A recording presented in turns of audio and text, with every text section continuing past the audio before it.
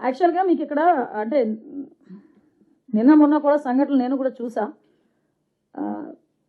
విషయం ఎలా అవుతుందంటే ఆంధ్రప్రదేశ్కి ఒక బ్రాండ్ ఇమేజ్ని తీసుకురావడానికి మీరన్న ఆ పెద్ద ఆయనే 75-76 సంవత్సరాల వయసులో దగ్గర 18 గంటలు కష్టపడతా ఉంటే ఎట్టి పరిస్థితుల్లోనే ఆ ఇమేజ్ రాకూడదు, శాంతి భద్రత విఘాతం కలిగించేలాగా నోటికొచ్చినట్టు మాట్లాడతామని చెప్పి చీకట్లో కన్ను కొడతారు, మళ్ళీ పైగా చీకట్లో ఎందుకు చంపుతాం, బయట చంపమని చెప్తాం అంటే ఈ టైప్ ఆఫ్ వర్డ్స్ ఉపయోగిస్తున్నారంటే నేను చాలా సందర్భాల్లో చెప్తానండి. మనం పొలిటికల్ లీడర్స్, మాజీ మంత్రి ఆ వ్యక్తి, ఒకనొక సందర్భంలో మీరు అడ్మినిస్ట్రేషన్లో అసెంబ్లీలో కూర్చొని అధ్యక్ష అన్నవాళ్ళు.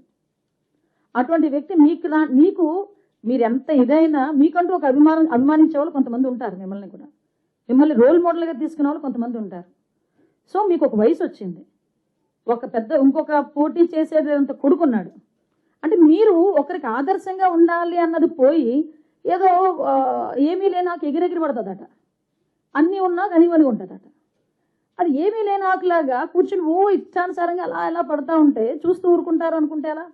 అలాగే మేము కేసులు పెట్టి మా పని మేము చేసుకుంటున్నాం అనుకోండి, గొగ్గోలు పెడతారు, అక్రమ కేసులు అంటారు. నువ్వు మాట్లాడవచ్చు, మేము కేసు పెడతాం, అక్రమ కేసు అవుతుంది.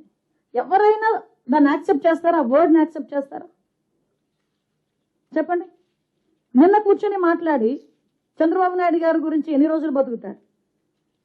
నాకు అర్థం కాంది, 4-5 ట్యాబ్లెట్లు వేసుకొని ఉదయం లేస్తే 4-5 ట్యాబ్లెట్లు మింగి 10 సంతకాలు పెడితే 11వ సంతకాన్ని చేతులు ఉనికిపోయే వాళ్ళు కూడా చంద్రబాబు నాయుడు గారి వయసు గురించి మాట్లాడుతున్నారు. ఈరోజు చంద్రబాబు నాయుడు గారు వ్యక్తిత్వం గురించి మాట్లాడుతున్నారు. చంద్రబాబు నాయుడు గారి లాగా నుంచొని ఒకే సబ్జెక్టు గురించి సబ్జెక్టుతో పాటు అవతల వాళ్ళకి మోటివేట్ చేసే విధంగా 2 hours నుంచి మాట్లాడమనండి ఎవరినైనా. నువ్వు మాట్లాడాలనుకుంటే బాబు మాట్లాడొచ్చండి, కానీ నేను ఇప్పుడు ఎందుకు కొంచెం నేను ఆగుతున్నానంటే మేము అనుకున్న థీమ్ ఒకటి ఈరోజు గాంజా విషయంలో, అది ప్రజల్లోకి వెళ్ళాలి. కాబట్టి ఇలాంటి విషయాలు ఏదైనా ఉంటే మాట్లాడడానికి నేను సిద్ధంగా ఉన్నా. నాకు కూడా చాలా ఉక్రోషంగానే ఉంది, మనసుకి బాధ అనిపిస్తుంది. ఉక్రోషం కూడా కాదు, మనసుకి బాధ అనిపిస్తుంది. ఒక వ్యక్తి గురించి మాట్లాడేటప్పుడు 15 సంవత్సరాల్లో ముఖ్యమంత్రిగా చేసిన వ్యక్తి గురించి మాట్లాడేటప్పుడు అతని వయసు గురించి మరి ఎవడి తలరా రాస్తే ఎక్కడ? నేను అంటే 60 సంవత్సరాల వయసులో రాజశేఖర రెడ్డి గారు చనిపోతారని ఎవరైనా అనుకున్నారా? అలా చనిపోతారని ఎవరైనా అనుకున్నారా? నువ్వెవడు చెప్పడానికి పలానా టైం పలానా వ్యక్తి చనిపోతాడు, పలానా టైం పలానా వ్యక్తి బతుకుతాడని? నువ్వెవరు దేవుడువా? ఏం మాట్లాడుతున్నారు? పాలిటిక్స్లో ఉండి